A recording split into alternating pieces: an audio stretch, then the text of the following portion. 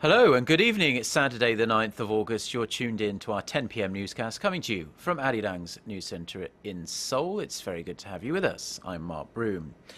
Our top story tonight, North Korea's new foreign minister is in Myanmar ahead of Sunday's ASEAN Regional Forum, which is Asia's biggest annual security gathering. Su-yong, who became Pyongyang's top diplomat in April, will be joined by his counterparts from nearly 30 countries, including South Korea, China, Japan and the United States. North Korea's nuclear and missile programs, along with maritime tensions in the South China Sea, are expected to come under the spotlight during the one-day meeting. Diplomats say Lee may have informal or formal talks with the foreign ministers of China and Japan, but he's not expected to speak to his South Korean or US counterparts. Now, North Korea has raised tensions in recent months, launching scores of ballistic missiles and rockets, much to the consternation of the UN Security Council. South Korea seeking to drum up support at the ASEAN Forum to pressure North Korea to stop its provocations. Now, North Korea says South Korea must shoulder the majority of the blame for the deterioration of inter-Korean relations in recent months. In a commentary on Saturday, the North Korean daily Nodong Shinmun said North Korea's plan to send a squad of cheerleaders to the upcoming Asian Games in South Korea is intended to promote goodwill between the two Koreas, but Seoul has intentionally sabotaged this move. Talks on the matter have stumbled as South Korea wants clarification from the North over who should foot the bill for this rather large group while they're in the South. The paper also accused South Korea of only showing an interest in strengthening its ties with foreign powers, particularly the United States, and rejecting what it says are North Korea's constructive proposals.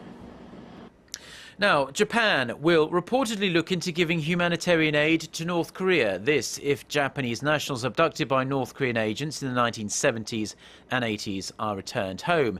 A Japanese government source says small amounts of rice and medical aid will be provided if the outcome of the North's probe into the issue leads to the return of the abductees. The size of the assistance will be relatively small in view of concerns harboured by South Korea and the US over Pyongyang's missile and nuclear weapons programs. The source adds the aid will be dispatched under the supervision of an international organisation to prevent North Korea reselling it. Japan is expecting North Korea to deliver its first report as early as next month. Back here in South Korea and in some domestic political news, the country's main opposition party is coming under intense fire for agreeing to a compromise version of a special bill aimed at probing into April's Seoul ferry sinking.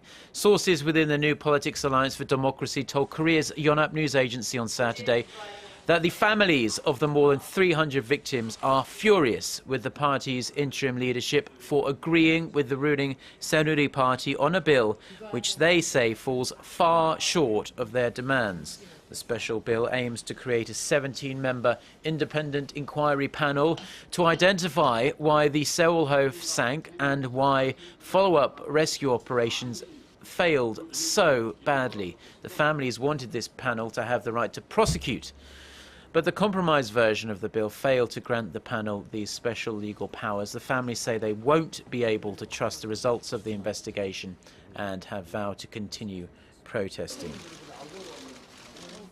Now, US warplanes have been launching airstrikes on Islamist militants threatening the Iraqi Kurdish city of Erbil. They have also been dropping very urgently needed food and water to Iraqis under siege by these fighters. Now, this is the first military intervention by American forces since President Obama withdrew troops from Iraq at the end of 2011. Our Kim Hyun-bin reports.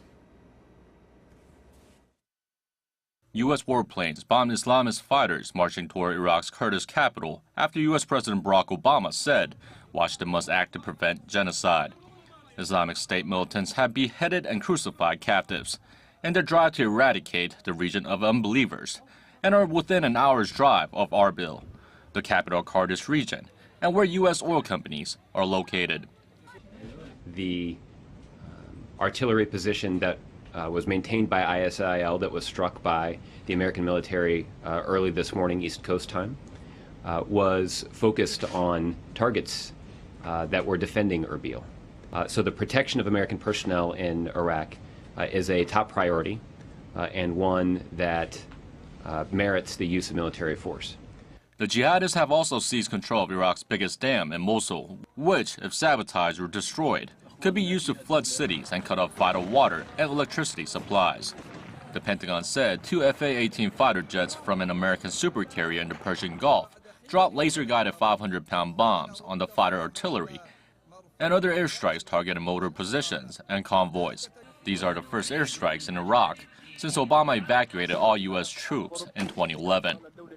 The U.S. says the move was made to protect Americans and safeguard hundreds of thousands of Christians and other religious groups running for their lives.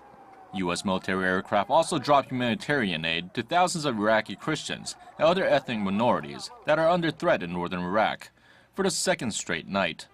The supplies included nearly 29,000 U.S. military rations and over 1,500 gallons of drinking water. Kim Hyun-bin, ARIRANG News. Turning now to the latest on the Ebola outbreak in West Africa, and the death toll is creeping toward the 1,000 mark, with more cases reported in Liberia, Sierra Leone, Guinea and Nigeria over the last 24 hours or so. Nigeria's President Goodluck Jonathan has declared a national state of emergency over the outbreak in Africa's most populous country. Nigeria has confirmed 7 cases of Ebola in its commercial capital Lagos, 2 of whom have died. The Nigerian leader warned against spreading false information, which he said can lead to mass hysteria as well as panic and misdirection. He also called on religious leaders to avoid holding large gatherings, a reference to the many mega churches that can draw tens of thousands of people.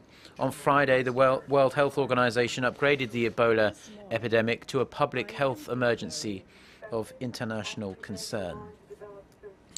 Now, the United States has warned that any bid by Russia to deliver humanitarian aid to Ukraine would be viewed as an invasion. The U.S. ambassador to the United Nations, Samantha Power, said Friday that Ukraine has allowed international humanitarian groups to deliver aid within its territory, so there's no logical reason why Russia should need to deliver it itself. The remarks came after Russia offered this week to send a convoy of aid across the border for displaced civilians in Ukraine's east. The US official said any unilateral intervention by Russia into Ukrainian territory, including one under the guise of providing humanitarian aid, would be completely unacceptable and deeply alarming. Now, early in the week, NATO warned of a possible invasion, saying Moscow has massed thousands of troops on the border, around 20,000 in fact. Moscow has denied it has any plans to invade. Now, in some tech news now, because normally plastic is made by extracting and refining petroleum, but for the first time ever, Korean researchers say they have successfully found a way to make the material out of bacteria and microalgae. Our Kim Ji-yeon has this report. This is an incubator for growing microalgae. Just a little bit of carbon dioxide and light, the algae grows instantly. Researchers then add genetically modified bacteria inside the incubator. It will disintegrate microalgae and turn it into sugar and succinic acid, the main ingredient for making plastic. The unit price of succinic acid is expensive since it's extracted from corn and trees, and the manufacturing process is complicated. But with a new method developed by the Korea Institute of Science and Technology, mass production may be possible with easily attained microalgae. The cells of microalgae grow through factory exhausts full of carbon dioxide. The institute says it's the first time ever in the world that successful development of technology has produced such an environment-friendly method to produce plastic. This amid global fears of climate change and a depletion of fossil fuel energy sources. Kim Ji-yeon, ARIRANG News. Now to some quite exciting medical news, because local researchers have developed a pacemaker they say is self-powered. If commercialised, it would represent a relief for those with pacemakers who are forced to undergo surgery every 5 or 10 years so that doctors can replace the battery. Our Su-yong reports. An artificial cardiac pacemaker has been transplanted into a patient suffering from an irregular heartbeat. It's a life-saving procedure, but means the patient will need to have additional operations in the future to replace the device's battery. Pacemaker recipients often need to undergo multiple surgeries over the years, and every time they do, they are at risk of infections. But a group of local researchers may have found a solution. They've designed a pacemaker that is self-powered. It harnesses energy from the body's muscles rather than traditional batteries. The key is in the thin, flexible nanogenerator film, which converts kinetic energy into electric energy. One bend is enough to produce 8.2 volts of electrical power. The team carried out experiments on the device, connecting it directly to a rat's heart. We were successful in getting a good amount of electrical energy by simply flexing the device and use a source to artificially stimulate the heart. The team says this technology is sure to benefit the development of semi-permanent cardiac pacemakers in the future and could also be utilized as an electrical source for various other medical implants. 손정인, 아리랑 뉴스. And finally, leaving you with your weekend weather for Korea. Most of the country is under partly cloudy skies tonight. It will be a warm night with the overnight low only dipping to 21 degrees here in the capital, Seoul. Sunday will be another hot day under clear sunny skies. And the daytime highs in the upper 20s to low 30s nationwide. So do go out and enjoy it if you have the chance. Let's take a look at the weather conditions wherever you are in the world.